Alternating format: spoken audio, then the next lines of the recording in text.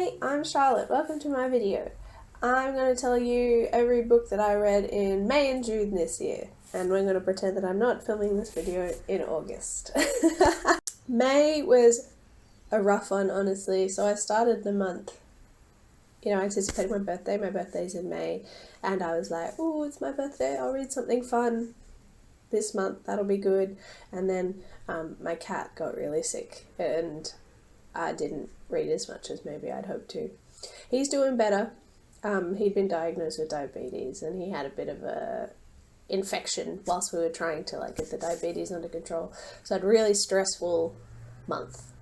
So I've only read 5 books. Well, I say only. I normally read 6 books. I feel like being down 1 book for my 2 months is maybe not that much. Anyway, the first book that I read in May, what I decided my birthday treat book would be, was Hidden Bodies by Caroline Kepnes. This is the sequel to You by Caroline Kepnes, and it follows Joe. He enters into a new relationship, and suddenly that person goes to LA, and he decides to follow her to LA. This one, I think, is really different from the first book, but I loved it. So I thought it was really interesting to see the different things that Joe obsesses about when he is in a relationship opposed to when he's trying to make a relationship happen, like in You. I feel like the story was very, very different and hit almost like soap opera levels at times, which I actually quite liked. I felt like he really had been put into an unlikely situation and was dealing with such a wish fulfillment situation that everything was really heightened and interesting. I almost felt like, is this happening in reality? Is this happening in his mind? Anything's possible. I'd read a couple of reviews where people really didn't like this as the follow-up to You, and I understand that. It's very different from the first one, so I can't blame people if this didn't work, but I thought it was so much fun, and I ended up buying the 2 sequels right after, because I don't know what's going to happen with this guy. Very curious. I recommend this to anyone who enjoyed the first You book, and I guess if you don't enjoy this one, then don't continue, but if you're like me, then you'll probably like this one too. And I rated this one 4 stars. I probably liked the first one a little bit better, but I really, really did enjoy this one. So after I read that one, I had realised that a movie was about to come out that I was hoping to see, that I was hoping to read the book before seeing. Clown in a Cornfield by Cesare. I like clowns in horror, so this is why this one really appealed to me, and I really love this font and the cover. It's really fun. This is about a girl who moves to a new town with her dad, and it's a small town, and there seems to be a lot of problems between the teens of the town and the adults of the town, a lot of animosity, a lot of aggression. She ends up meeting some of the kids, and they are known for their pranks and filming their pranks for YouTube, and there'd been a disaster in the past around one of their prank videos, and everything sort of comes to a head when the kids go to a party and there's a clown in a cornfield. So this book really surprised me. I started it, and it felt very YA. So it was oh, new girl in town, oh, she just met one boy, oh, she just met another boy. And I was like, yikes, what have I done? But as I read on, I realised that, this was Cesare having some fun with the tropes. I really love the way he ended up subverting some of the YA tropes in here. I didn't predict what was going to happen in this story. I was really surprised by the turns that it took. It was pretty brutal.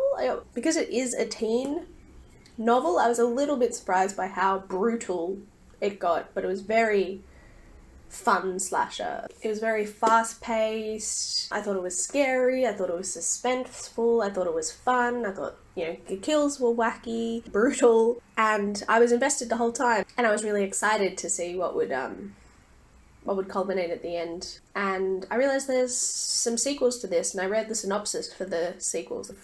Friendo Lives, I think, is the second one. That one sounds really interesting, like to how Adam Cesare chooses to follow up a story like this.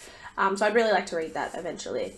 I rated this one 4 stars. Like, I really loved this. As for the film, unfortunately, I don't think it was very popular at cinemas here, so my partner and I had to travel quite far to go and see the movie, which I really enjoyed. I wasn't super into some of the changes they made in the film, but overall it was very fun. But due to how unpopular it was here, I'm not sure if it was popular elsewhere. Everybody I seemed to talk to had not even heard of this film at all. I went to a trivia like a couple of weeks later, and one of the questions was like, in a recent film about a clown, where is the clown? Or something like that. But I knew what they were talking about, and I think I might have been the only person in the room who actually got the answer to that.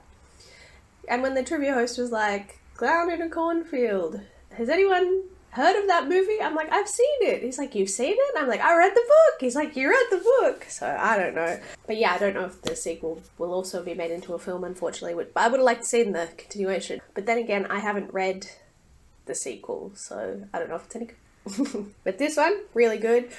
Recommend it for fans of slashes, fans of horror, fans of clowns, scary clowns. Yeah, I thought this was really, really solid. So I read those 2 books in May, and then the first book I read in June was Sphere by Michael Crichton. I came back to my TBR for this one. So this one is about some scientists who are brought together and sent to the depths of the sea to have a look at an object that is in the ocean that they believe could be an alien object or something from another universe or the future. They don't know what it is. They need to send some scientists down to have a look. So this is the 4th Michael Crichton book I've read now, and I've got the formula.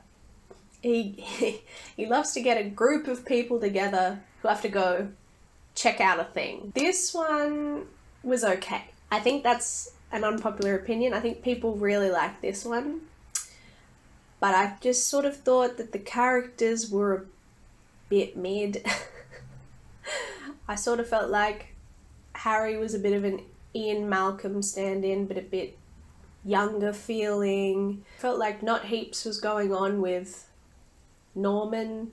Beth had some really weird roles to play, and then the other guy, who I can't remember the name of, was kind of annoying. I mean, they're all kind of annoying in their own ways, and that's fine. I don't mind reading a book about annoying people. Whilst they're exploring, a storm happens and they're unable to leave when they want to be able to leave. I felt like for a book that was set underwater and they're having to deal with this like I don't even know how to explain it, because I keep saying like synthesized oxygen to my partner, and he just thinks it's so funny to call it that, because it just is oxygen, but it's like differently saturated oxygen that's heavier to breathe, and just not a science person, I don't know. But you'd think in a situation where they can't leave and they're underwater, it's making them exhausted, maybe it should have been a bit more claustrophobic than it was. I think in reviews people say, oh, this is so claustrophobic, this is so scary. And I'm sort of like, it wasn't that claustrophobic. It felt like they had lots of places to go in this ship. And yeah, I don't know, I just found it really sort of mediocre. Like, it entertained me enough. I read the whole thing. I wasn't like upset to be reading it. I was just sort of like waiting for something a bit more interesting to happen. But it wasn't bad. It just wasn't my favourite. I'm still very interested in reading more Michael Crichton books because of how much I loved like Jurassic Park and how much I loved Congo. But yeah, this one just didn't really do it for me. I think I ended up giving it about 3 stars because I was like, yeah, it's alright. Wasn't too bad. I guess I'd recommend this to anyone who is a Michael Crichton fan though, because it seems like this is actually quite a popular one, so my opinion might just be an outlier. So if that sort of sounds interesting to you, then I'd say give it a go. Okay, so after that, I once again deviated from my TBR. I'd had such a stressful May and honestly June as well that by this point, I really wanted something fun. And I decided to read the Ex Hex by Erin Sterling. I have that on my Kindle, so I don't have a physical copy with me. Okay, so this is set in like a world where there's the real world, but with a little bit of magic. It's like a cute little small town where the main character lives, and she and her family are witches, and there are other people who are witches, but not everybody are witches. Her name's Vivian. When she's in her 20s, she gets in a relationship with a guy called Reese, and he is also a witch, and he comes from a very powerful witch family, and they have their relationship, and they have a bit of an angry breakup. Vivian goes home and is very sad. She drunkenly does a hex with her cousin Gwyn on Reese. After this breakup, Reese leaves Gravesglen, that's the town, and he goes back to Wales, where a lot of his family is, and ends up moving to England and having a life. Gravesglen is in the US. Vivian stays there with her cousin Gwyn and her aunt. But yeah, about 10 years after their breakup, Reese has to come back to charge the ley lines of the town with his family magic, and he realizes that he is unable to do that. He comes to realize, and Vivian comes to realize, that's because of the joke hex they put on Reese many years ago. This was cute. I really liked the town, and I really liked the side characters, and the cat. That was cute. I didn't care that much for Vivian. She was a bit of, do I want to say like type A, stressy sort of character. She was just sort of good at things and a bit anxious. She was fine. Like, I didn't dislike reading about her at all. I just didn't find her super interesting. And then Reese, I guess, is supposed to be cocky, flirty sort of vibe, but I also thought he was kind of boring. I thought they were kind of a boring couple, and I hate second chance romance, so I sort of set myself up for failure here. But how am I going to say no to a book called The Ex Hex? That's so cute. And you know, I had a good enough time. I really liked the world, and like the problem that they have to fix together is really fun. And I thought it was, it was good enough, and it was light, and it was silly, and it was exactly what I needed in the moment. And I think I just rated that one 3 stars, because I was like, yeah, it's good enough. That's what I needed. Even if I didn't think it was fantastic. But yeah, it was cute, it was quick, and I would definitely recommend it for anyone who just wants something easy to read. It's a reasonable one if you're in like a book slump or something, or yeah, just want to switch your brain off for a bit. The last book I read in June was The Kiss Curse by Erin Sterling, which is the sequel to The Ex Hex. I decided I wanted to read that one because it was about Gwyn, and I really liked Gwyn in the first book, so I wanted to hear about her romance.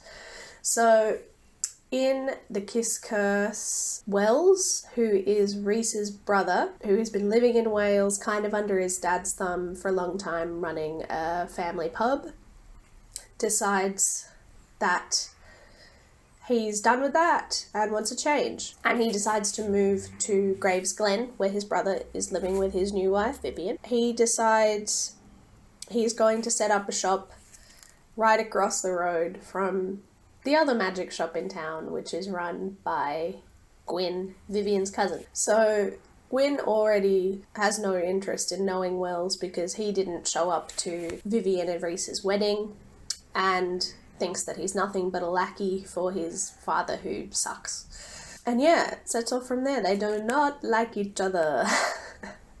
Different things happen. Like, it seems to be that Gwyn's magic, she's having issues with it that she's never had before, and she has to figure out that mystery, and there's sort of a series of lots of little mysteries going on whilst she gets to know Wells. And during this time, her mum is like out of town on a conference, and Vivian and Reese have gone on their honeymoon, so it is just really Wells in the town that she can rely on at this point. You know, they get to know each other. This one, I just really like the characters more. Like, he was sort of like very proper, a little bit grumpy, and she was, you know, she was a bit quirked up, and some of the descriptions of her outfits were very like millennial cringe, but she was more fun. She was more fun than Vivian. Like, she was just really silly, and I liked reading that. And she was kind of feisty, like, against Wells, which I liked as well. And it's the kind of dynamic that I prefer to read from, and like people who don't really like each other, I like to read that kind of thing. I loved this one. I just thought it was really cute. All the, like, them getting to know each other was really sweet and cute. I thought they were really well matched as a couple. I thought the steamy bits in this were better than the ones in the first book. And the mystery and the drama with the background of this like really sweet relationship, like, I really enjoyed it. Genuinely one of my favourite books I read this year. It was exactly what I needed. And I'm glad I read the first one, so I was able to read the second one.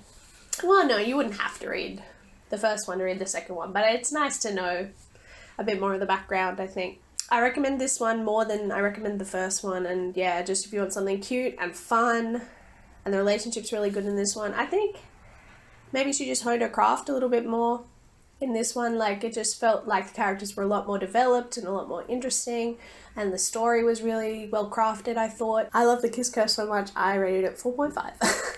Yeah, so this was the second one in a trilogy. The third one is called The Wedding Witch, which is about the third Penhallow brother, whose name escapes me. Bowen. That's the other brother, and him and like another random side character from the other two books. So it sounds interesting, and it's a Christmas one, so I won't read that one until Christmas season, but I am looking forward to reading it. It just seems like it might be a little bit more disconnected than the last two, but I'll give it a go. And that's everything I read in May and June of this year. I'm hoping that I'm able to get my July-August one up a little bit sooner than this one, but I've got some trips coming up, so I feel like my time might be a little bit stretched. Oh, I also forgot to say that my aim this year for this channel was for me to just make 6 videos, and this is my 6th video, so yay, achieved my goals, and I think I'm going to keep doing it, so that's nice. Anyway, thank you so much for watching. Talk to you next time. Bye!